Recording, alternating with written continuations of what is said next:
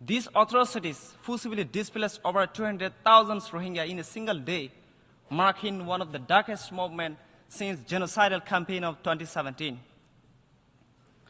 On 5 August 2024, a river bank drone attack killed more than 200 civilians, most of them women and children.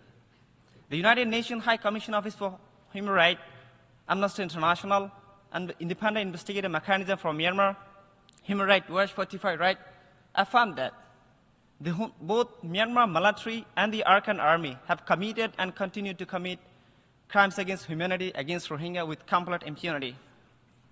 In 2017, during Myanmar military's clearance operation, which quickly turned into a campaign of terror, killed thousands of Rohingya, burned down hundreds of villages, engaged in systematic sexual violence, and forced nearly 1 million Rohingya into neighboring country, Bangladesh. We hope that international pressure, international law would end the impunity, but our suffering continues. Today, once again, more than 150,000 Rohingya have been forcibly displaced into Bangladesh. Hundreds of thousands remain trapped inside the Rakhine state, facing ongoing genocidal conditions.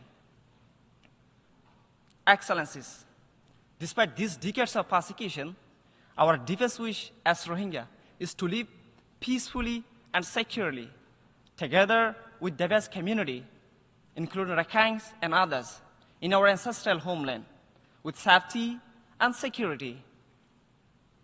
Yet, the past decade has shown that it's not possible for us without international support, without international pressure.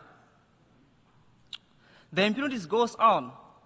Ending the crisis of insecurity for the Rohingya community is a task for this assembly and a task for the humanity itself. The Rohingya are on the brink. We can keep struggling and practicing resilience, but we can't survive in Myanmar without international protection.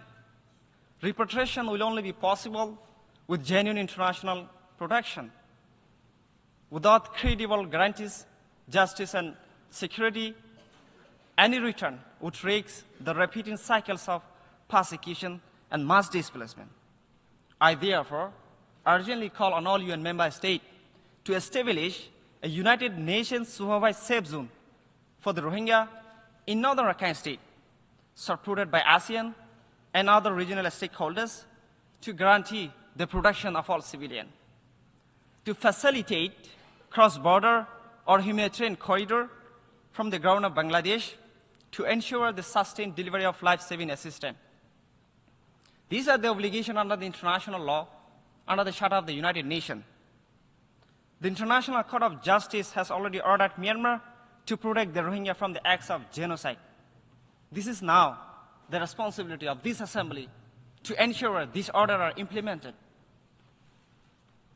Excellencies, the time to act is now.